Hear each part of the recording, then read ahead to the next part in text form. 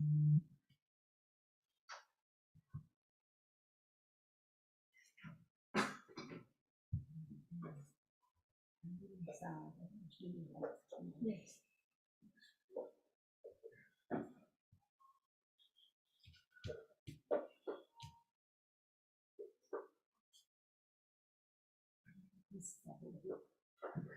Just like how we used to do 2 meetings at once.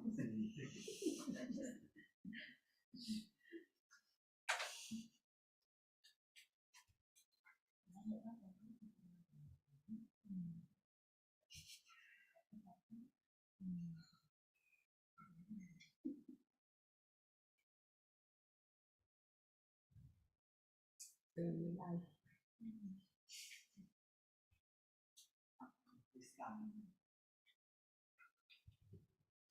Hi, Anne and Sal, Carmen. I can't see who else is there. Alan, I think we are about to start.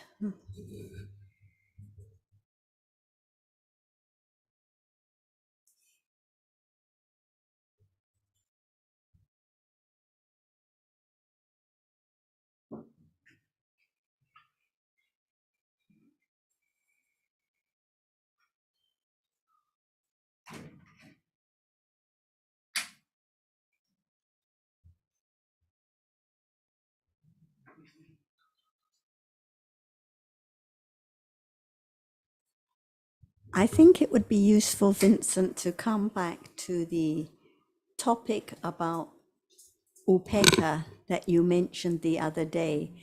We don't have to discuss the detail in the book, but I think the question, Ajahn, was he was reading about and translating about upekkha parami.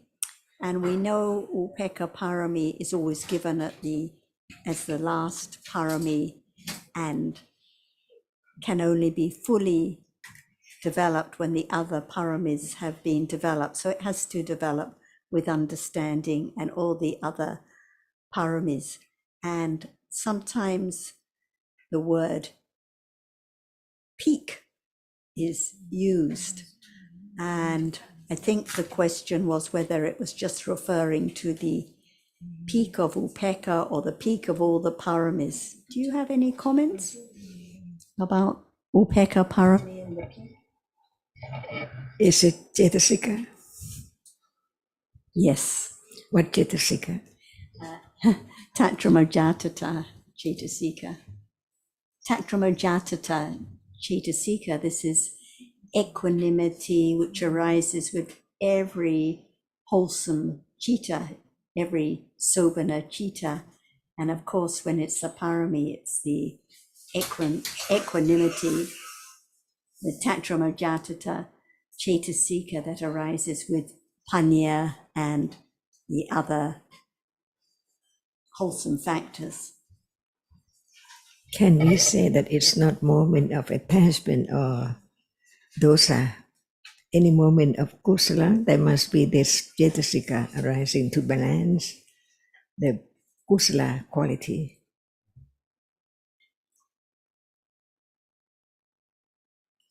We cannot understand the function of each Cetasika at all because it does not show up. What is what even right now, but learn to understand the distinction between the two or whatever. For example, tatra machatata is the one which arises with all kinds of kusala. When you just said it arises to balance the other wholesome qualities, what exactly do you mean arises to balance the wholesome qualities? No kusala at any degree at all. Without it. Mm-hmm.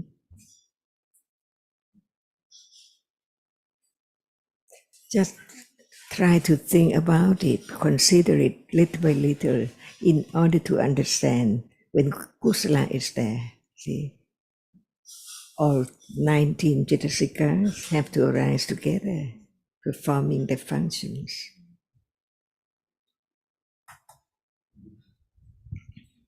Does 20 with panya. And does it have a special role in the development of the paramis? Balancing. Balancing. Balancing. Oh, I see. Not leading the others on. No, thank you. Not to be distracted.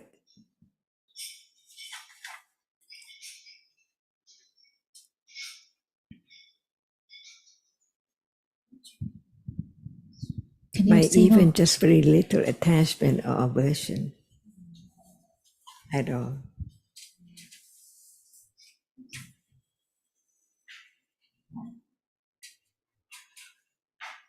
And it depends on the degree it arises with, higher degree, chanka, and so on.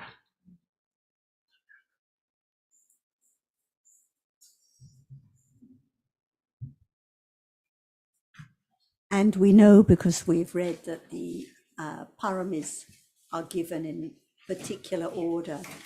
What is the reason that Upeka is given as the last parami that has to have the support of the other paramis having fully developed? It doesn't arise just then, but it arises from the very beginning, more and more higher quality. Higher and higher qualities until it's the peak one, or the foremost one, the peak of the parami of Upeka.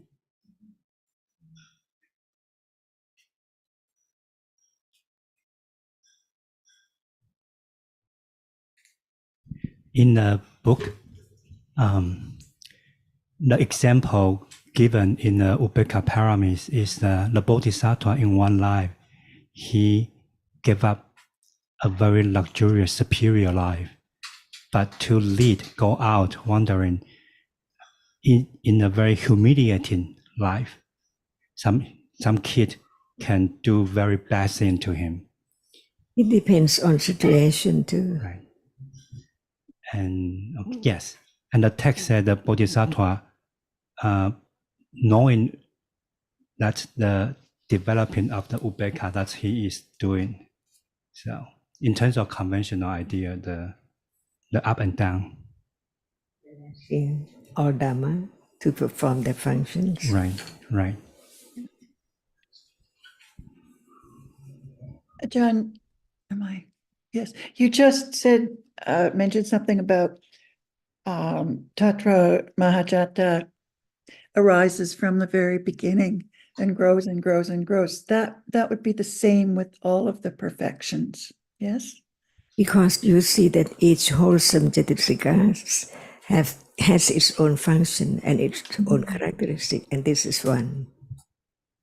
Okay. And that was in the context of Tatra Majatata being a Jaitasika that arises with every moment of kusala. Yes, but John mentioned that, I may have emphasized the wrong thing, but John mentioned that it is of a stronger and stronger degree as there's more. The weaker at the beginning and grows, develops. Right. So that would apply, I think you were saying, to all the kusala Jaitasikas that arise with kusala. Yes. Or were you pointing to the gradual development of all the paramis? Well, It's not a direct correlation, is there, between a parami and a Jaitasika? Not direct, but the paramis are all Jaitasikas that need to grow and develop. And I've forgotten what I was going to say here. I think, for example, the parami of truthfulness.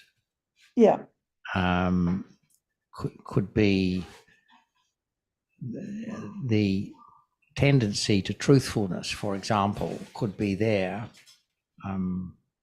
while other kinds of kusala may not be so much developed. Right. Yes, I understand that they don't develop in parallel necessarily. Right. They don't march in unison. I'm sorry, what did you say? They don't march in unison. No. right. Hung will remember when we had a discussion before about balancing because of some comments in the book. And I think that it was stressed then that without understanding, there's no balancing. So I understood it was a function of the right understanding that naturally the qualities were balanced, but it sounds as though it's the function of Tattramajatata, the equanimity to balance. Cetasika arising with what moment of citta? For example, Tattramajatata does not arise with seeing for sure. That's why we learn little by little its quality and its function. From the beginning of understanding, be truthful to the truth. Just Dhamma, see? How much truthfulness. That Dhamma is no one, it's just Dhamma.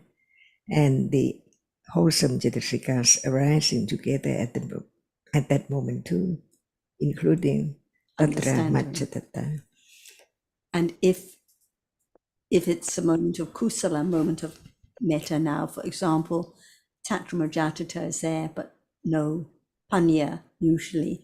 So can one talk about Tattramajatata balancing when there is no panya? No one can tell the truth of no one, only Dhammas. Just by hearing about the Chataka, it's just like the story, the whole story. But what is there? A moment, from moment to moment, Cetasikas. That's why when there is the understanding of the truth, Abhidhamma, be truthful to the truth. Even Chataka, no one there at all. So another way to put it is Tattramajatata, whenever it arises, always has the function of balance. Yeah. Otherwise, no understanding at all of the truth. I think what Hung may be referring to is the balancing of the faculties. Yes. And there it is mentioned that sati is the factor which balances faculties. I think when I read about this in wherever it was, Visuddhimagga perhaps, I'm not sure, it seemed to me that applied in the context of the development of samatha only. But I think in the discussion we had with Ajahn, because in the book at that time, it seemed that it was referring to development of samatha. And I think Hung will remember Ajahn was stressing that has to be in moments of satipatthana. So it has to be when the indriyas are there, which is at moments of satipatthana only. Because I remember thinking that there needs to be a amendment in Abhidhamma and daily life, because it's only has to be referring to satipatthana when it's the indriyas balancing. And this is in the sense, sorry. With regard to the faculties, is that right? The Maybe you can indriyas, explain a little bit more about what you said. sati, panya, sadhana, sada, ekagata, virya. So it has to refer to these cetasikas arising at moments of understanding of reality, moments of satipatthana. And that is when there is the balancing in this sense. So this is why I was interested about in Tattramajatata having the function of balancing, because it's there at those moments. Yes. But previously, we've been talking about Tattramajatata Cetasika with regard to balancing of jaitas, sort of jittas, for instance, during the jhana process, or have I misheard or misunderstood that? Any moment of kusala. Okay. I understood Tatra Majatata to be balancing in the sense of even-mindedness. So, because it's based on on the understanding of karma and vipaka, so there's no disturbance when it's seen that people are suffering their result of past bad karma or good karma for that matter. And there is an even-mindedness in relation to that. And I thought that was the characteristic of Tatra Majatata. So what is Chataka? We have to begin to understand that too. Is this now Chataka? No? Oh, yes.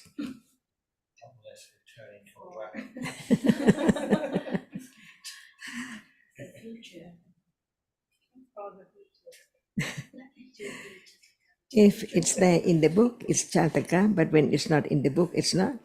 Or what?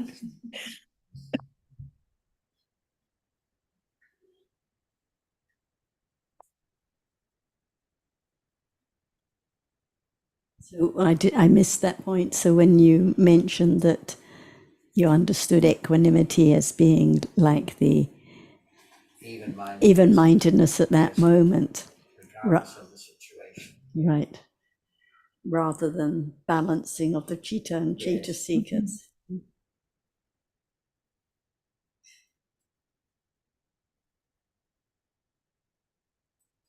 A little more let go the idea of self gradually at that very moment. No one is there at all. So we seem to have now three contexts for balancing what Jonathan said, which we've understood before, that when there is equanimity, it is even-mindedness, the characteristic of equanimity. We have the function of equanimity as balancing the citta and cetasikas at that moment, and then the balancing at moments of satipatthana, when the indriyas are balanced just at those moments of right understanding of realities. I think that when there is the understanding of whatever, no need to try to find out at all. It's there all the time with other realities. For example, Tatra Majatata cannot arise alone, so they're all there, wholesome Cetasikas. We don't try to find it out because all are there, and one is Tatra Majatata. And it plays its role, it has its function then. Not to be distracted by akusala at those moments. Otherwise, it's tangled.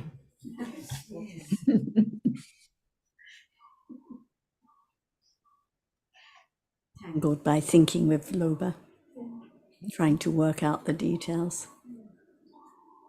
And when you mentioned the other day in context of upekkha about sankara upekkha, that's big tangle. I think bringing that into it. Because you're talking about the vipassana jnana, right? Right. Yeah. That's in a sense also even mindfulness, right? That's not liking the kusala, not disliking the akusala. They are all the same, they arise and pass in a way. Well, in terms of conditioned reality, they are all the same at that point.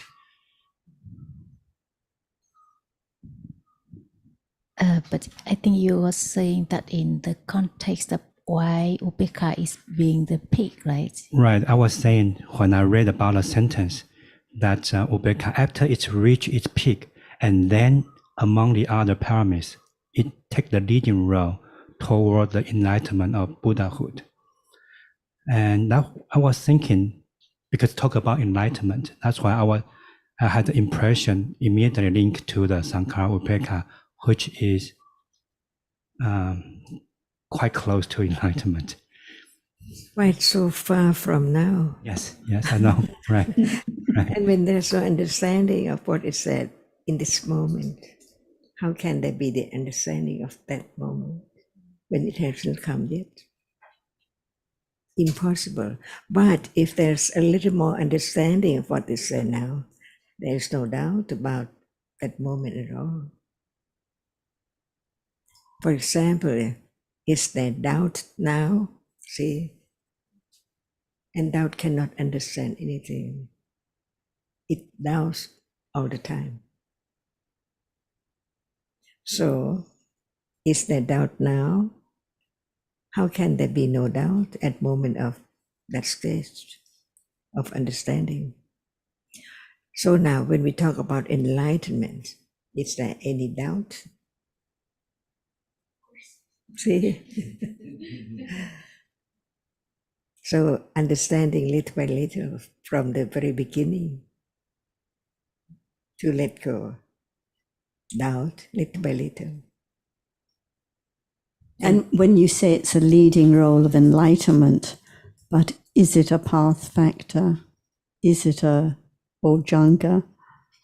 So why?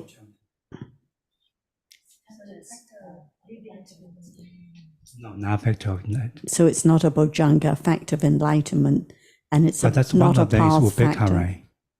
One of the bojjhanga is Upekkha, right? It's The last one, also the the last last one. Also the last one. But leading role is not a path factor.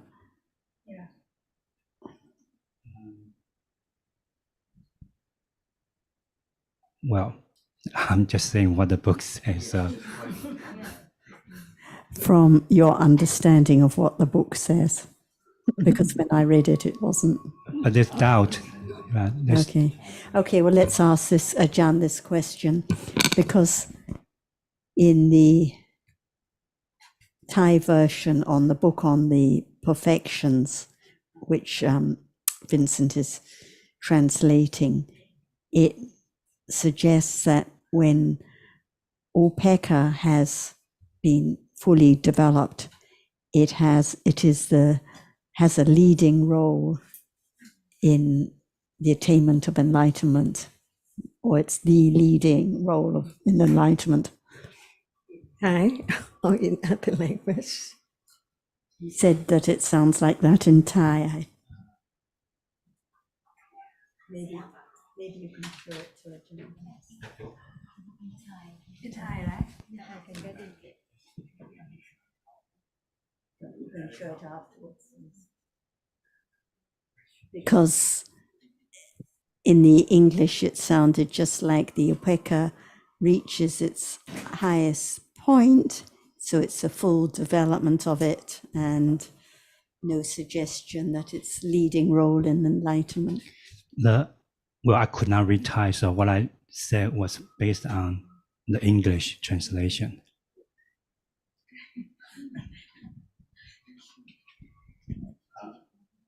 How many bojjhanga? The 7 bojjhanga. Okay. Yeah. What is the leader? They all arise together. Right. Well, the true leader has to be Banya, right? Anyway. Right. Yeah. Right. So why is the leader? That's why I raised the question. But it didn't sound like that to me in English. Kung Wen is the second to the last page. The second to the last page of Upekkha, the ending of the book. Yeah. We can come back to this. We'll Right. on another topic. Right. Tell us when she's studied it. Yep. Yeah. Right. The last second to the last page.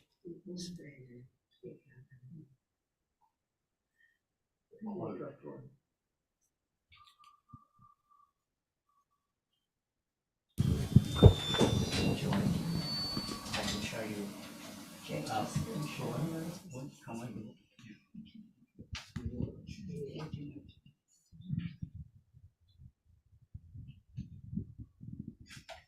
I've got it here. Let me see if I can find it.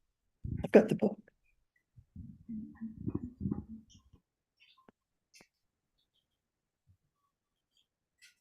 We're just looking at the Thai version, and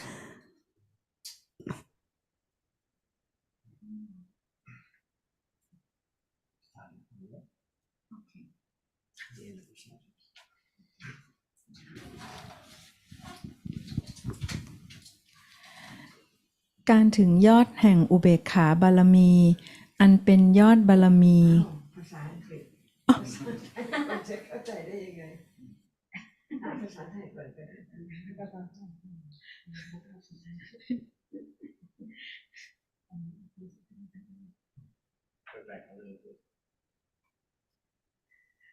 อาจารย์หมายถึงให้หนูอ่านภาษาไทยแล้วอธิบายอ๋อ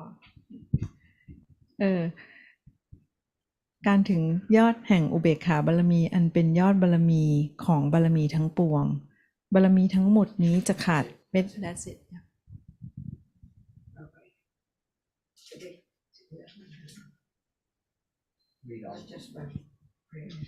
บารมีทั้งหมดนี้จะขาดไม่ได้เลยต้องมีครบทั้ง10 บารมี แม้แต่ความจริงใจในการขัดเกลากิเลสก็เป็นสัจจะบารมีระลึกได้ที่จะคิดถึงความไม่ดีของคนอื่นด้วยความเมตตานอกจากความจริงใจซึ่งเป็นสัจจะบารมีแล้วยังต้องมีอธิษฐานบารมี คือความมั่นคงไม่หวั่นไหวแม้ว่ามีความจริงใจแล้วแต่ว่าบางครั้งก็ยังหวั่นไหวไปจึงต้องมีอธิษฐานบารมีคือมีความมั่นคงในความเป็นผู้ที่จริงใจต่อการขัดเกลา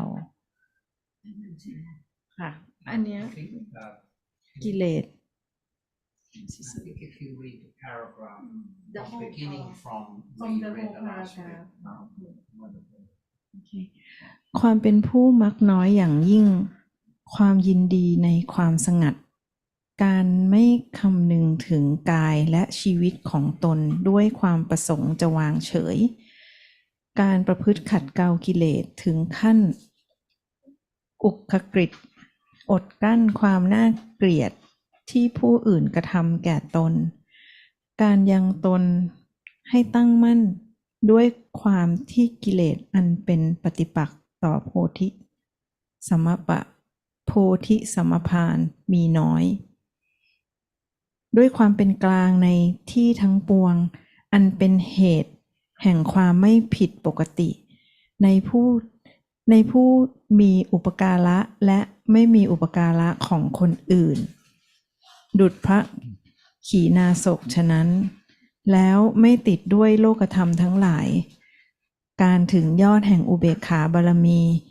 อันเป็นยอดบารมีของบารมีทั้งปวง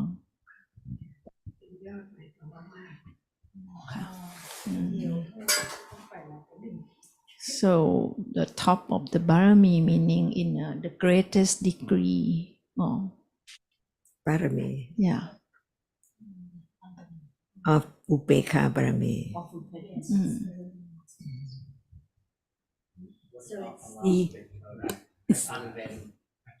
อันเป็นยอดบารมีของบารมีทั้งปวงตรงเนี้ย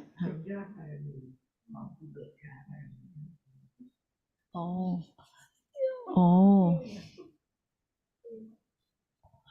she said is Oh, yeah, Nina's translated this differently. it's like the greatest degree of ubekha barami among others ubekha barami. it means like I said the other day, it's like referring to the full development of Upeka Parami to reach its peak and become preeminent or the highest of any Upeka.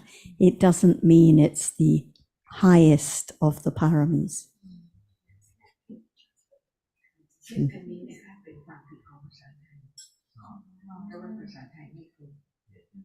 ราะฉะนั้นเราไม่ได้มีการตรวจทานเราปล่อยให้คนอื่นทำ ค่ะท่านอาจารย์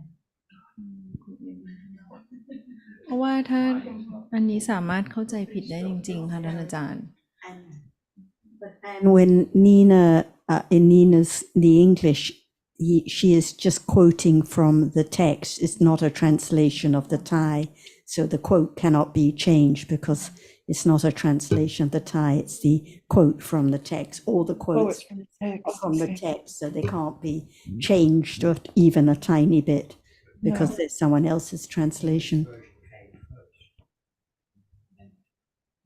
Yeah, I see where it is now in the text in English. I mean, in the quotation, in what's come from the suttas or somewhere in English.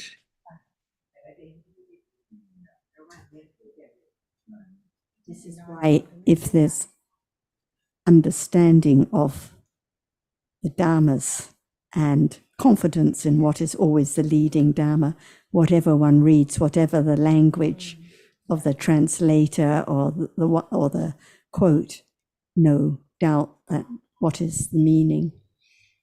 Right. We know it's always led by the Banya. So Mm-hmm. the Banya is not the first parameter to be mentioned. It's not a matter of being the first, but we know that the others cannot develop with panya, and it's always the leading. Right. But for some parami. reason, Upekkha is the last, doesn't mean much.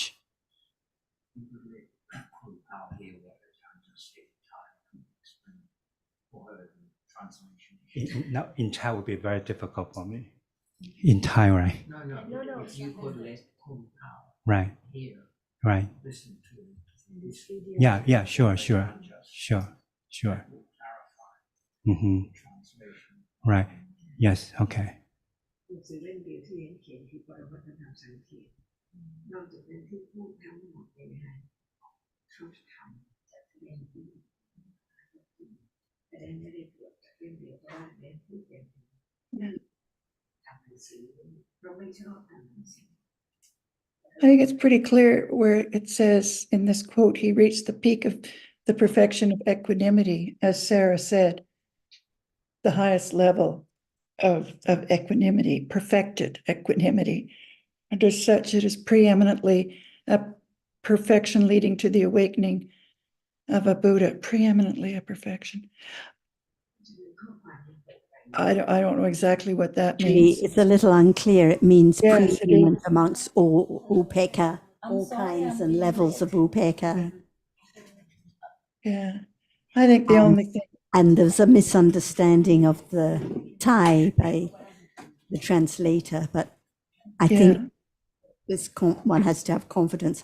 But as I mentioned, and the Nina is just quoting the translation Right, from the Yatasala, right. so Yes, it I can't know. be changed. Yes. No, can't change any of that, any of the quotations.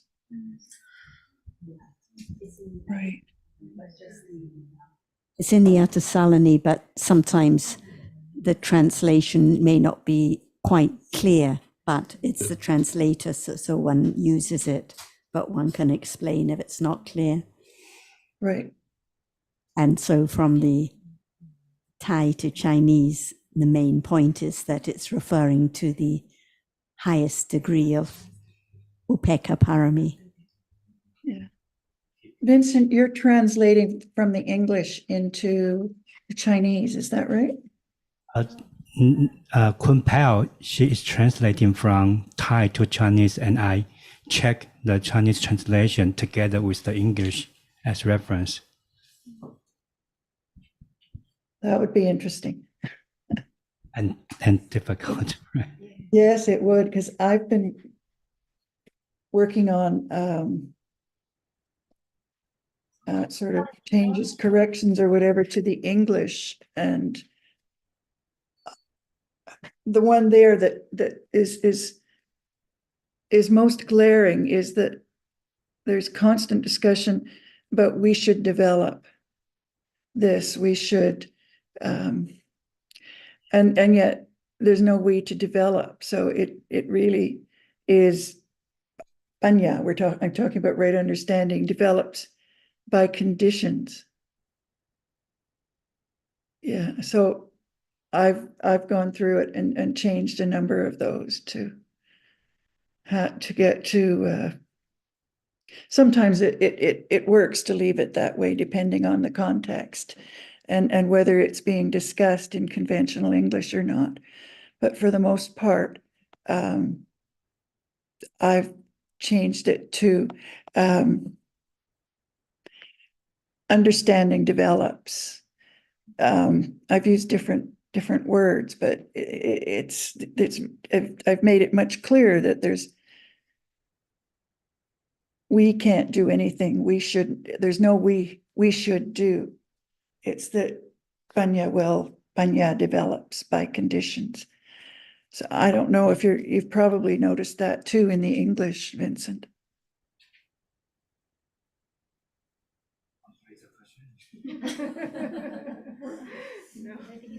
Yes, I've noticed it many times. And I mean, of course, the Buddha also used conventional language Yes. to develop understanding this is what should be done. And so it just depends on the understanding. But I agree, Yeah, it it can be does. very misleading.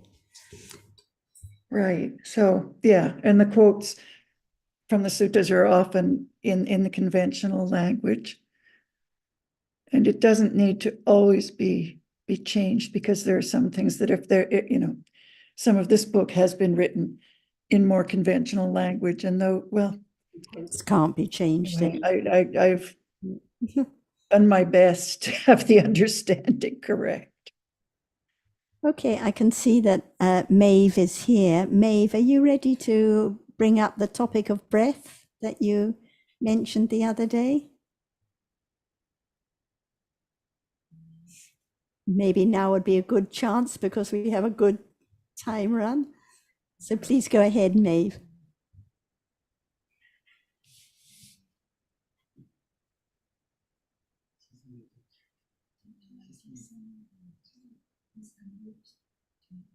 We can't hear you yet, Maeve. We're not hearing you. Can you unmute? Yes, I've unmuted. Can you hear me now? All good. All good now. Hello. So hello to all, and Sawadee ka, Ajahn.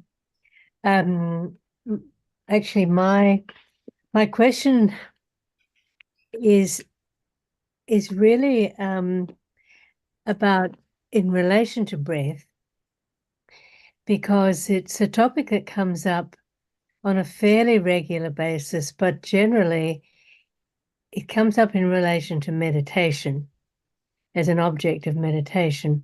And I think there was an interesting discussion in Vietnam.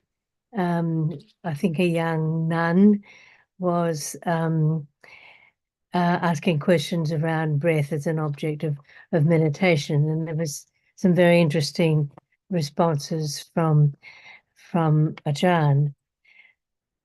My question is really more about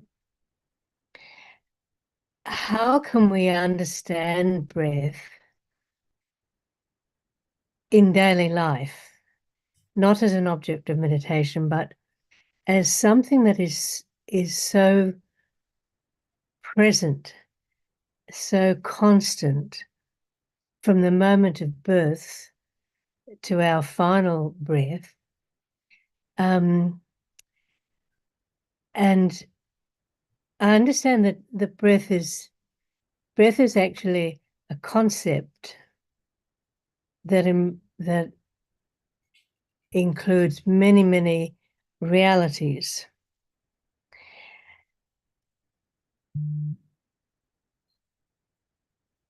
So when conventionally, breath we can tell if we're breathing.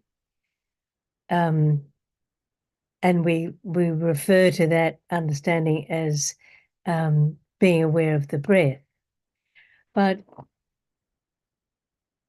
if a single reality of that cluster of realities that makes up breath appears, let's say pressure.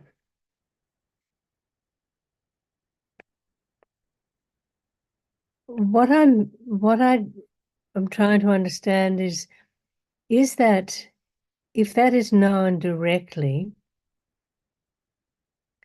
is it known simply as pressure, or is there also an understanding that it's pressure in relation to breath? And similarly, temperature, sound, it's as if breath covers, there can be an aspect of breath through all of the senses. So the question is, if there is direct understanding, is it just direct understanding of, say, the reality of hardness or sound, or is there a component which distinguishes that as the sound of breath or the pressure of breath? So Ajahn, if you would say something about that, really by way, it's not just curiosity, it's because the breath is such a, it's like our companion throughout life. And it seems as if there can be much that can help with understanding if the nature of breath is better understood.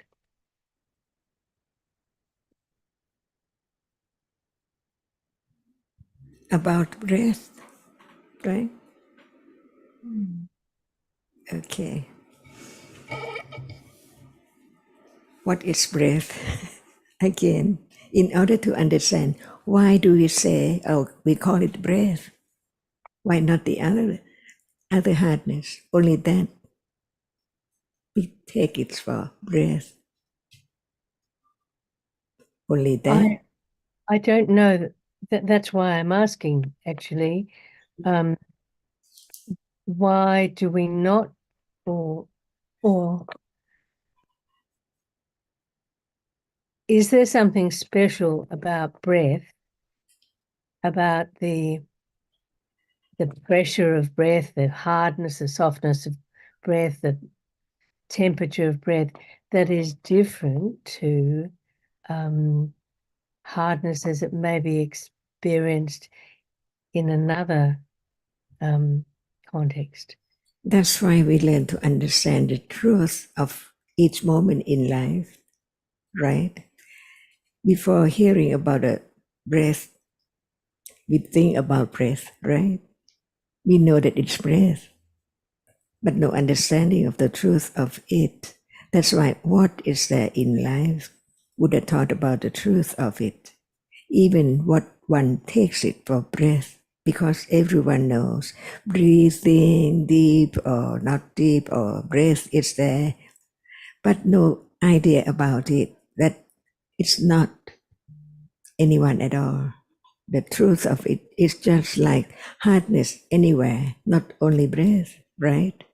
But why is that taken for breath? Even no understanding of anything at all. We know that it's breath because it's that there, different from the other moment of experiencing that which is not breath. That's why Buddha taught about breath as it's only a reality which you cannot experience, but it's conditioned by citta. See, the relation between citta and breath. Without citta, there is no breath. That's why even the doctors say that he died because no breath at all. That's why we just know about the story of breath, but the truth of it, it's just like any moment or any degree of breath, of hardness. Mm-hmm. That's why learn to understand the distinction between that is taken from breath and that which is taken to be a glass or hand or finger. See, different conditions. We don't know before. Even at moment of the doctor said, breathe, longer or shorter or deeper and so on. It's conditioned by citta. Mm. So the wise considering about breath is that without citta, there's no breath at all. It can be right now, when this moment is there, no more. That kind we call breath. That's why we just live because of breath, we think like that. But in truth, as long as citta is there, there is breath. So it depends on citta. And we learn a little more the difference between citta and breath, more and more. When will breath start? Is there breath at moment of birth or not yet? Just to understand the truth that in truth, whatever is there, taken for whatever, must be conditions for it arises, it arising. That's all, just letting go. Life is so long or so short, by way of samatha, it's just unpredictable. It can be right now. So clinging to what is there as mine, or possession, or whatever, it's just while one is alive. After death, it cannot belong to the next moment, next person, next life. That's why it can condition less clinging to whatever is there as before, lesser, a little lesser, and understanding is there, not to be heedless or underestimate what is there is so nothing to do or nothing to learn more or nothing to understand at all. Little by little, if there's no moment thinking about death and breath, then one is attached as usual to what is there appearing, even right now, unknowingly. That's why Buddha taught about hardness, which is not breath, that it's not conditioned by citta, and even not breath, but the other hardness is also conditioned by citta, different moments, to let go the idea of self, to understand the truth, Dhamma, Anatta. Because what is seen now, no one at all. In truth, so is that truth now? Not known yet. That's why learning to understand the ultimate truth, no matter what is there, breath or seeing or sound or head or toe, anything. Actually, no more. It's there only when it appears. Is that true? And we think that it's still there when it's not there. So it's not the truth. So the truth is what is there now in a moment. It's so true only when it's there. That's all. Even breath or anything. Just learn a little more about everything in life to let go the idea of self gradually at moment of understanding. Without understanding, nothing can let go the idea of something or I or self at all. So now, is it my breath or it is anyone's breath or it's not anything, only hardness or softness conditioned by citta. And what moment, see, we learn a little more about life.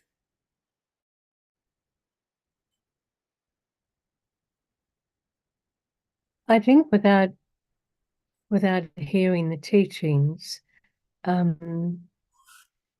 breath would be thought of as something that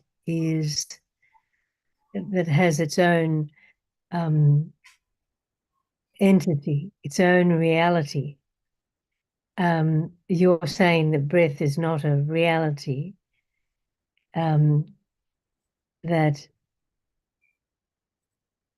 what we call breath is actually many different realities.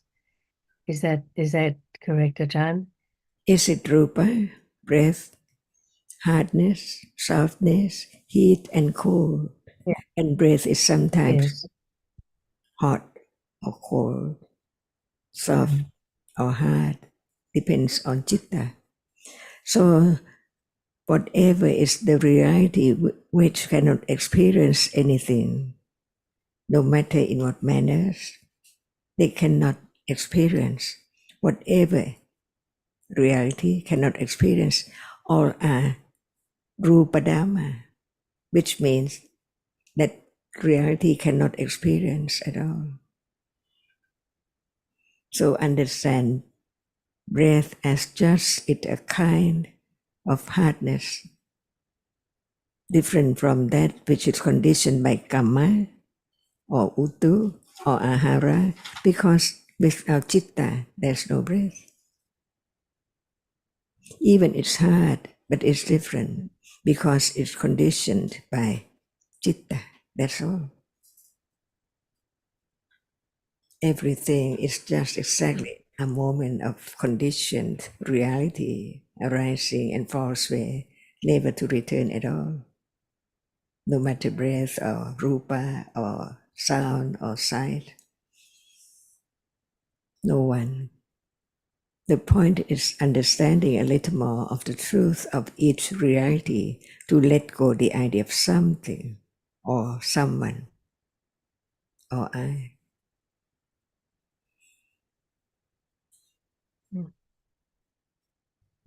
For example, Maeve, the softness experienced by the nostrils, it's a rupa, and it may be conditioned by the temperature, or it may be conditioned by citta now. When it's conditioned by citta, it's a little different from when it's the softness conditioned by temperature.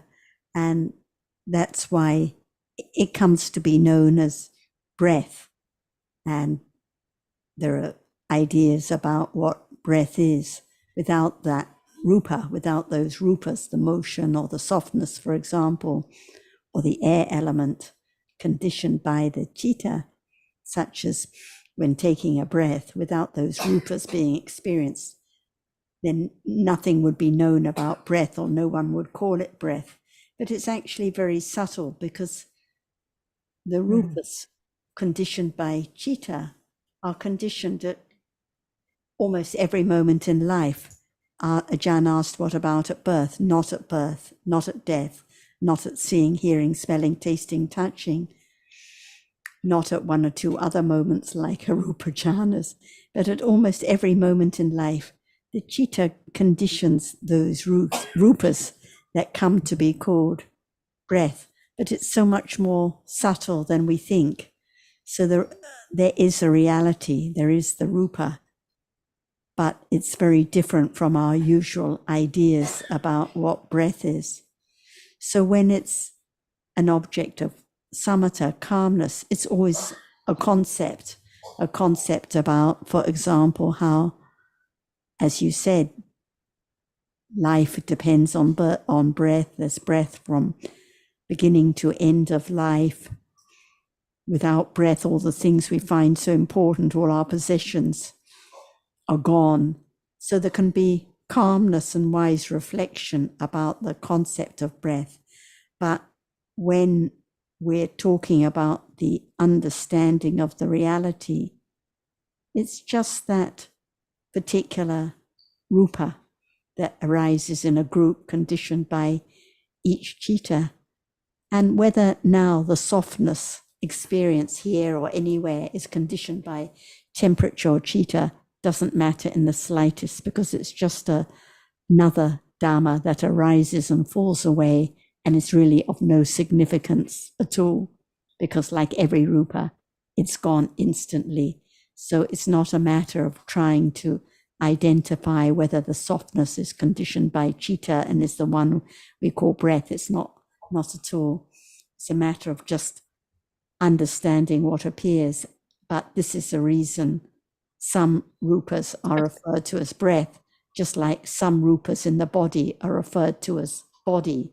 So hardness is just hardness, but the hardness touched when one hits one's arm is different from the hardness of the table, but it's still just hardness, no consequence. Just going to the wise consideration that you referred to, it does seem that considering the process of breath can condition a thinking about there not being a self that is actually breathing, but that breathing, because it is, as you said, it's so constant, that it is just a process, that breathing does not need me to breathe, it just breathes. Right, I agree. And it's not in anyone's control, like we think about controlling our breath conventionally, or in the exercise class, or when we're disturbed or something. But it's just a long story about breath, the actual reality that is breath conditioned by citta is conditioned each moment, falls away instantly, each moment throughout life. So it's very different from the ideas we have of counting breaths or breathing in and out. Very subtle. Or like people think that they are holding the breath, but at that moment, the chitta still condition breath. And I think this is an example of when considering a little more about the details, it can be so helpful, because it shows how very anatta it is, even the breath at this moment. Like Tam said, whether one's conventionally holding it or not, those rupas are being conditioned by citta at each moment.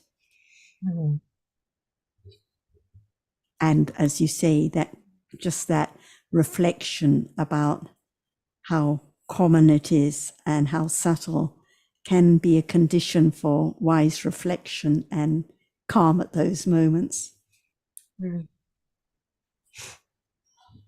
That's why I wanted to actually raise it, because it's often only talked about in relation to meditation, but I think that it's valuable, well, I find it valuable to reflect on it, as I said, just in daily life. So thank you, Ajahn, and thank you, Sarah, for that.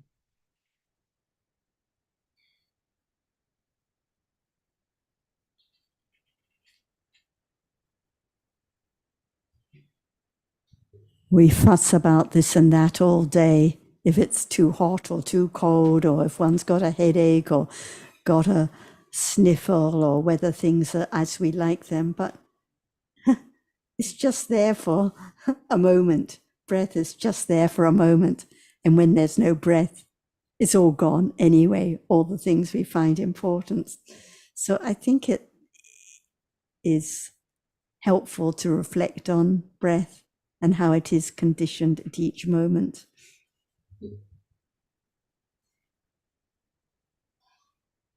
Is the breath now?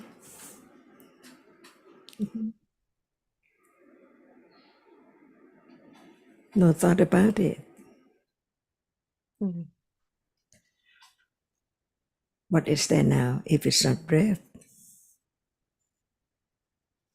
We talk about this moment again and again and again, not to forget the truth of it. Otherwise, it's someone and something all the time.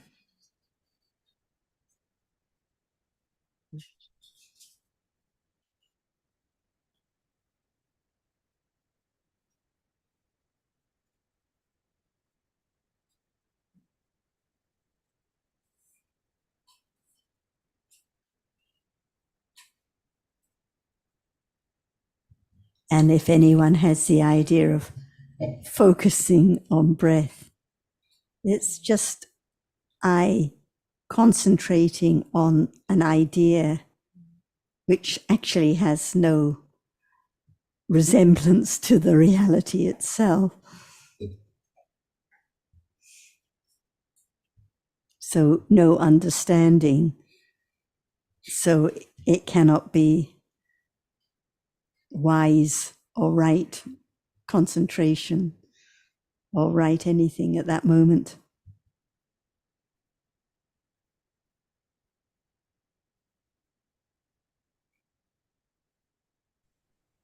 I'm not sure about Tom's comment about holding one's breath, and is the chitta still producing the hardness we call breath, even while Has to be holding because one breath? yes, has to be because each chitta in life, apart from 16, seeing, hearing, smelling, tasting, touching, 10, birth moment, death moment, and a couple of others like jhana chittas. Other than that, every chitta in life conditions breath. So when conventionally we say, I'm holding my breath, or underwater when we say, oh, swim the length without breathing, even then, breath is being conditioned at each moment. So it's so very, very different from what we conventionally think about as breath. But if you hold your breath for, let's say, more than 5 minutes or so, you How about, let's say, not possible. drowning? How about Sorry? drowning? Well, we cannot really hold the breath as long as we want. We are forced to let go, holding the breath, right? But for people forced to be drowned, they're under the water and they couldn't breathe anymore. That's why it's so difficult to see it's conditioned by chitta. But the other way around, when there's no breath, there's no life. So even though under the water getting drowned, there are still chitta, still breath conditioned by chitta, but it's not a conventional breath we are talking about to keep the life, the oxygen, that kind of thing. Yeah, I think I got it. Thank you. So, Sarah, could you perhaps just say a little bit more about how chitta conditions breath? So at every moment in life, chitta conditions groups of rupas. It can condition a group of 8 rupas, the rupas that arise together in every group. It can condition a group of 11 rupas, 12 rupas, 13 rupas. For example, like now when speaking, chitta conditions a group of rupas with the vocal intonation, the speech intonation, and also the sound, all conditioned by chitta. But actually, when it comes to the rupa that we call, the rupas we call breath, the hardness, softness, the motion, they're conditioned by every chitta. So even in just that group of 8 rupas, there are the rupas conditioned by chitta that are breath, which are not commonly called breath, but which are actually breath. So even when holding one's breath or swimming the lap of the pool underwater, no death yet. So actually the rupas are being conditioned by chitta at that time. But as Vincent said, if you swim too long, then death comes, because sooner or later there will be the chuti chitta and no breath. But the following chittas in the new life will condition breath again. But so the chitta is conditioning a group of rupas at almost every moment, other than at seeing, hearing, smelling, tasting, and touching. And rupas in that group are the reality of breath. Well, and I don't know if it helps to consider other instances of citta conditioning rupas, Maeve, like when one blushes with embarrassment, that's, as I understand it, conditioned by the citta. And I think kinds of speech are conditioned by citta also. And if you would ask me how does citta make you blush, I don't think there's any answer given. It's just the way it is. And it's the same with breath. I think that from what I understand, that it's the fact that there's life consciousness that means there's breath too. And that's as far as one can take it, really. So does that go to the involuntary process? So there's not intention. There is an intention to breathe, even though, the example of take a deep breath, etc., etc. But in actual fact, that's not really what we're talking about, is it? Right. We're talking about the involuntary. We have to be careful because, of course, there's intention at every moment of consciousness. So, but speaking conventionally, the breath we're talking about is the involuntary breath. Yes. Yeah. Even in deep sleep, when just the Bhavanga Chittas arise, as Jonathan said, Chaitanya is there at each moment, but just has the function of coordinating the Chitta and Chaitasikas, no will to do good or bad. So Chaitanya is there, and the Chittas in that deep sleep are, each one is conditioning group of rupas, including the rupas which we call breath. So I think it indicates how anatta it is. If there was no breath rupas conditioned by citta during deep sleep, then there would be no life. So there has to be at each moment the life faculty conditioning the chaitasikas. And in the case of when groups of rupas conditioned by karma, there has to be the life faculty rupa. But in this case, where we're talking about the rupas conditioned by citta, not by karma, no life faculty rupa, but there have to be at least those 8 indivisible rupas. So it's very, very far away from our conventional ideas of breath. Mm. Mm.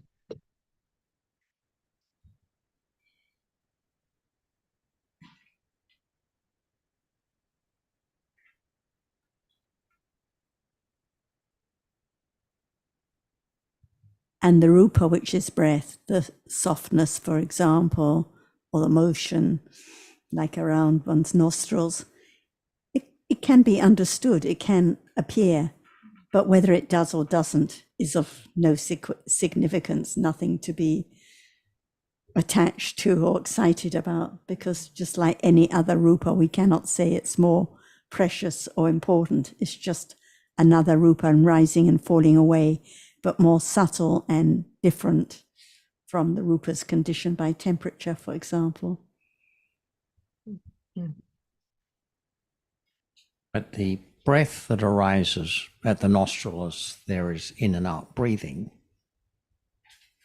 I'm not sure whether that is when we say breath is conditioned by citta. I'm not sure whether that would be an example of the rupas that are being conditioned, because the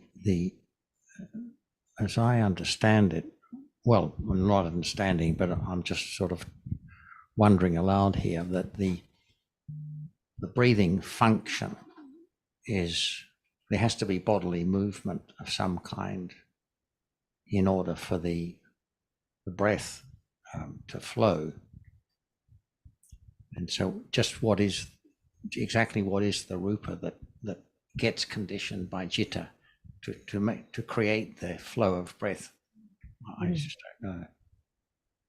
But obviously, for the purposes of breath as an object of samatha, it's not necessary to go into that at all. For the purpose of development of insight, all that's important is what is the reality that is appearing. If it's the breath touching the nostril or something, then it's an experience through the body sense, and one doesn't need to. One again is not interested in the origin of that. And think just that's just what like sorry, if just like if there's awareness of hardness here when touching the arm or the table, there's no thought about, oh, this is my arm or this is the table. It's just hardness, but actually its nature is a little different. And the same with the softness, whether it's conditioned by breath or temperature. If it appears, it's just softness, no thought about, oh, this one is the breath and that one is something else. But its nature is just a little different.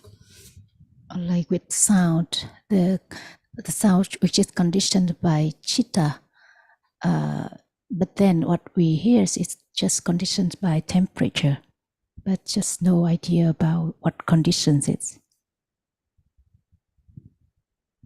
And in truth, it's just sound that's heard. So, but learning these details a little bit or considering helps one to understand a little more about dharmas, not a whole or a thing or an in-breathing or a situation, but just a subtle dharma.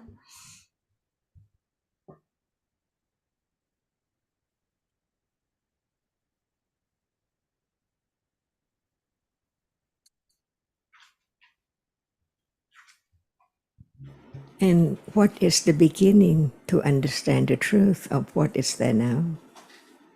The beginning.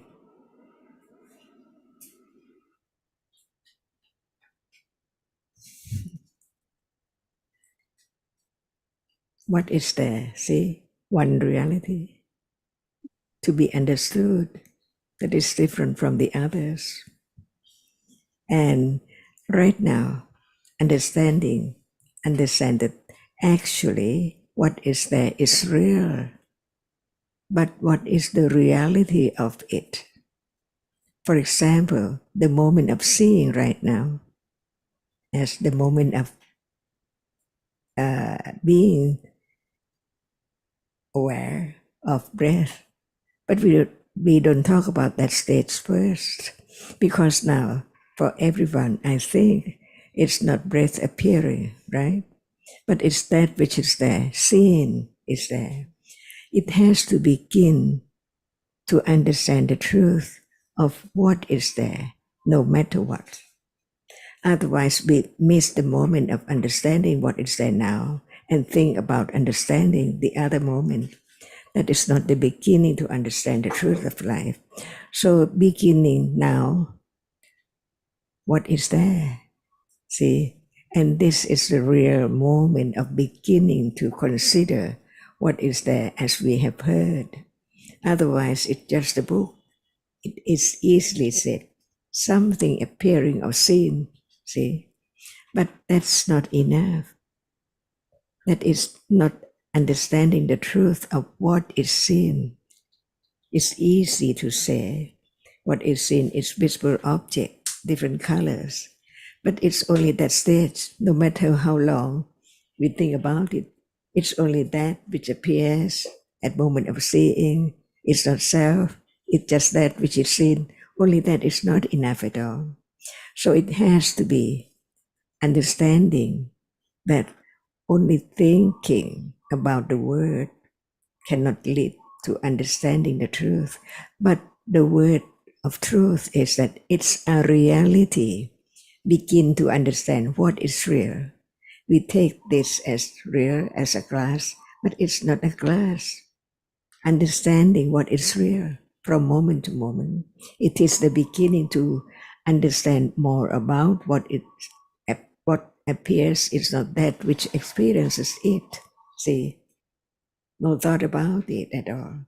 But having heard a little more about the truth can condition moment of attending to the truth that we have heard, like at moment of touching, it's not seen. See, a moment of touching. At moment of seeing, it's not hard, and so on, little by little, just not forgetting what is there that can be known, can be studied, little by little. Otherwise, idea about everything goes on and on and on endlessly. But the moment of beginning to understand the truth is what is there. And at that moment, it can be just thinking. But later on, there are conditions for being aware with understanding instantly, suddenly, and nothingness. That moment is not just take the word to be thought about, but the characteristic of that is there, even hardness. When will it be the moment of considering with awareness, understanding what awareness is, different from just thinking? It conditioned moment of when awareness arises, no doubt about it. It's that which we have heard about, not thinking, but aware of the characteristic of that which is there as it is. Anytime in samsara, it's there, unknown. That's why we learn to understand the truth that actually there are two main different kinds of the reality, the truth of reality. One experiences the object, even that. How can it be known? Even it's heard for a long time. It experiences the object, seeing now, see, is the reality, which if there's no attending to the characteristic of that which experiences, there can never be the understanding of the truth of it as no self. That's why understanding the first round of Ariya Satya, the Four Noble Truths, just to understand what is there right now, little by little, not just think about it far away from it's now appearing, seeing, so close. That's why we are talking about breath, in order to understand breath at moment when it's there, with awareness of the characteristic of breath, right understanding of it as it's just hard or soft, heat or cold. If there is more, it's thinking, not moment of attending to the characteristic of that. So it can be now or any time by conditions. But without intellectual understanding about it, it's breath all the way, all the time.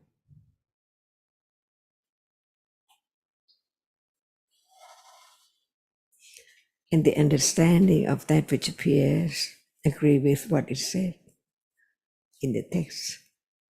Hardness is hardness.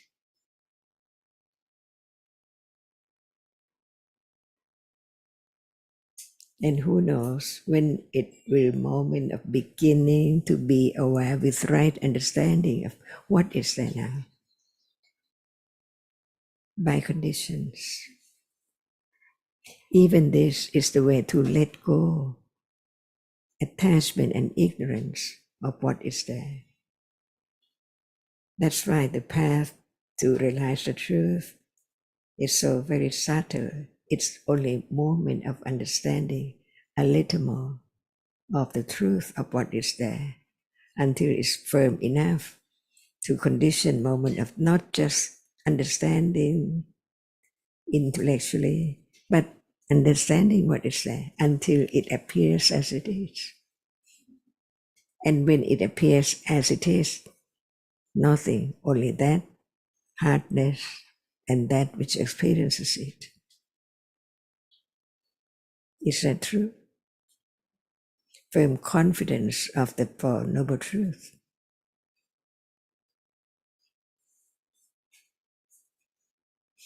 That's why we talk again about this moment, the reality which experiences the object each moment, but the object is known, but that which experiences it is not known yet. Just heard about it, even it's there now.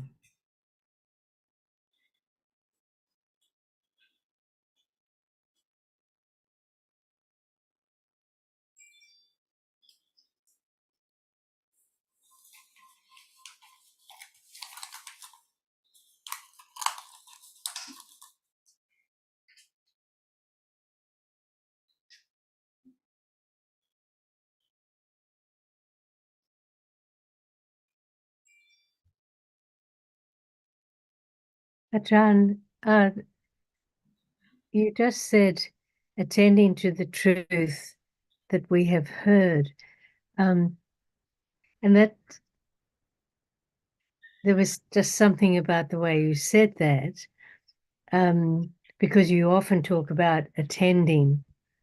But that is very precise, because it actually makes me realize that not all attending is the same, that it is the attending to the truth that we have heard that actually brings about a degree of understanding, that it's not just attending to what we think would be good to attend to, but it's about the actual truth that we talk about, that you're teaching us all the time. There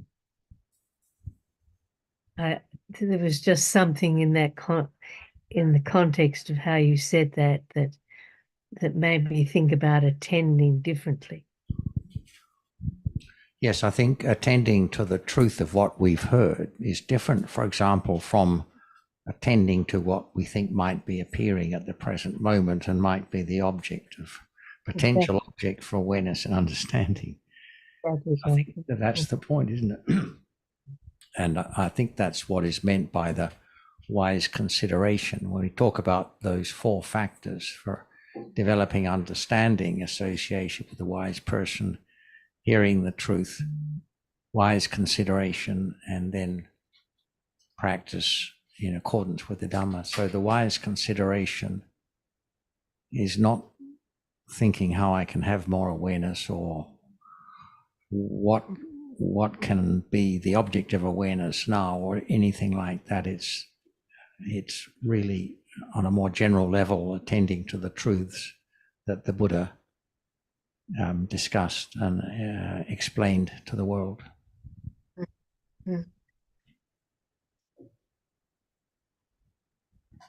And attending to what appear regardless. So no selection means never mind if it's never the rupa conditioned by breath, never mind if it's never this or that, just what appears now.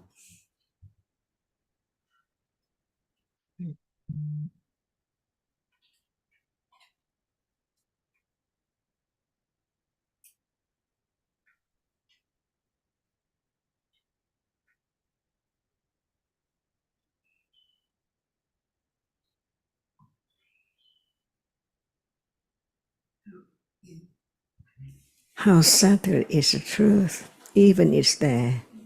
It depends on hearing, considering, until it's so firm that it conditions moment of direct understanding with awareness of just one object, one reality at a time, beginning to understand the truth of one reality from one to another by understanding with awareness, right then, direct awareness of just hardness now. See,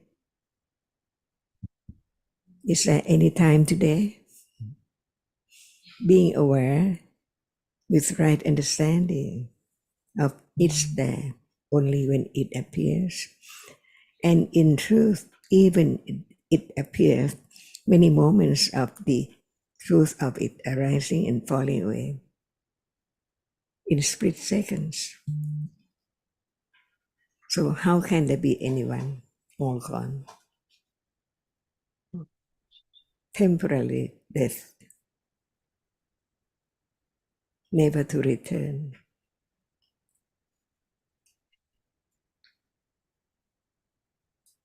And no one at all, because if there's no birth, there cannot be now, and after death, no this person at all. Right? All forgotten, even right now. It's forgotten at moment when we think about other things instantly.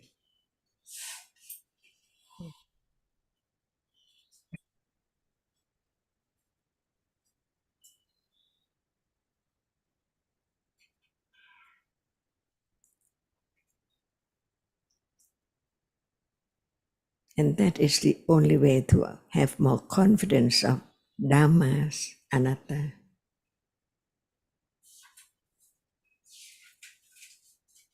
Without right understanding, what is it?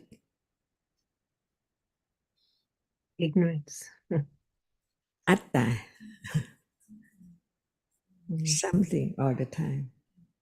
No understanding of the truth that it's just a reality, a Dhamma, conditioned to arise in split seconds and then gone, never to arise again. The beginning to let go, the second noble truth. By the fourth truth, the path, understanding the truth, little by little, naturally, because all are conditioned. Ignorance is conditioned. Attachment is conditioned. Hardness is conditioned. Dhamma, not anyone at all. Not anything at all. Only a Dhamma. Just arise to experience or arise, just be hard or soft, sweet or bitter, smell, taste, tangible objects. From birth on and on to death, nothing more. Only 6 doorways of what appears, one doorway at a time.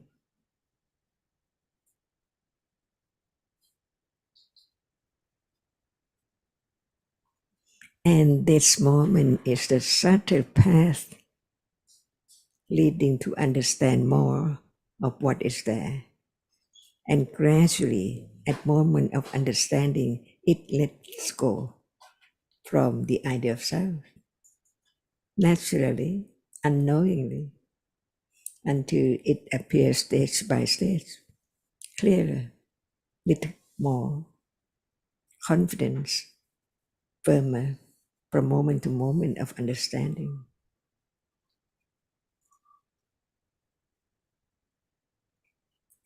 Is there doubt now? Again, not to forget. No doubt it's a long way. There's no doubt it's a long way. Long, long way.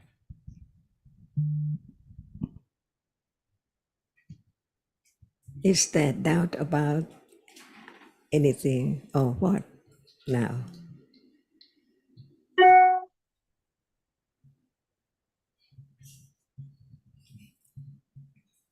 Unknown to me. Unknown, right? When it's doubt, it is unknown. That's Mohamula Chitta, right? No understanding. Right.